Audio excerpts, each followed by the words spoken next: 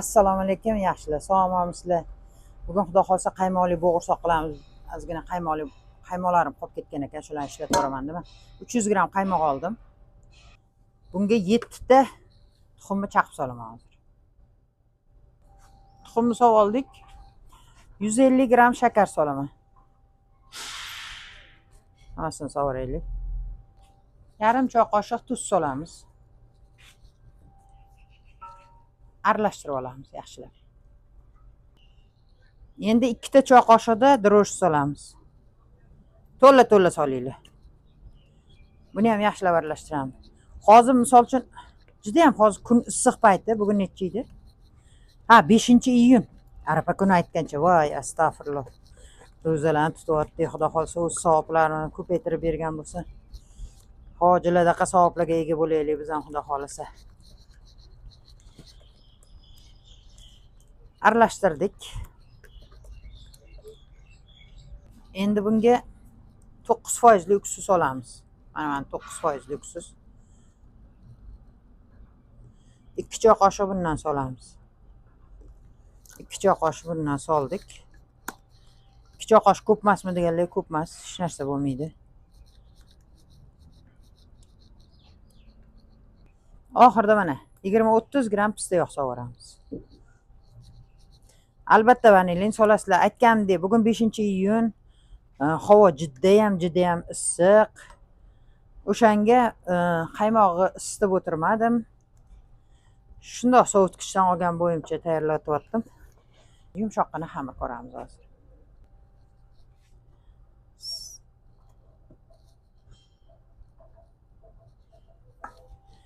Mana piyolam 200 gramli. Hozir 400 gramini soldim. Yana ketishiga qarab solib xamir qorib olaman. Mana o'rtacha yumshoqlikda xamir qorib oldim. 5 stakan un ketdi. Mana yumshoqqina. Xudo xolasa endi oshiramiz. Ustiga salafan yopib qo'yib oshiramiz. Strich yopib oldik. Bemalol 40-50 daqiqa oshib tursin, shoshilmanglar. Yaxshi osh bo'laversin bu. Xamirimiz zo'r oshdi. Qaranglar. Rosa ham zo'r. Endi mana shu patnisga shuna kichkina zo'la qilib bir 15-20 daqiqa dam oldirgan qo'yib qo'yamiz. Mana shunaqa yong'oqdek zo'llar yasayaptim. Yasab oldik. Salafan yopamiz. Oshguncha tindiramiz. Taxminan yarim soatlarda oshadi. Mana bo'g'irsoqlarimiz rosa ham zo'r oshdi. Endi pishirishni boshlaymiz bilan. Qaranglar, zo'r. 1 soatcha turdida bemalol oshib olishga qo'yib qo'ydim. Endi qozonchalarga yog' solib pishirishni boshlaymiz.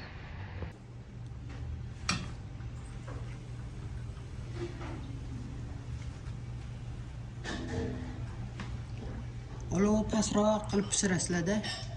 Ozgina baland bo'lsa qizarib ketyapti. Shuncha pastroq qilib pishirsanglar.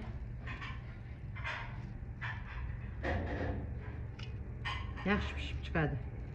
Hamma tomon tillarang bo'lguncha qizartirib pishirib olamiz. Bo'g'irsoqlarimiz pishdi. Bir xillar juda qizarib ketdi, qip-qizil bo'ldi.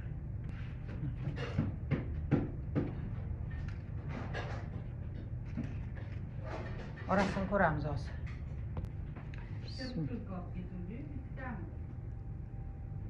Oralari. Yana bittasini bo'lib ko'rsataman. Issiq, rosa ham issiq. Oralarini qarang, chiroyligini. Albatta sizlar ham shunaqa qilib tayyorlab ko'ring. Sog' omon bo'linglar yaxshilar. Yaxshiliklar diydorlashaveraylik. Qurbon hayitinglar muborak bo'lsin hammaga.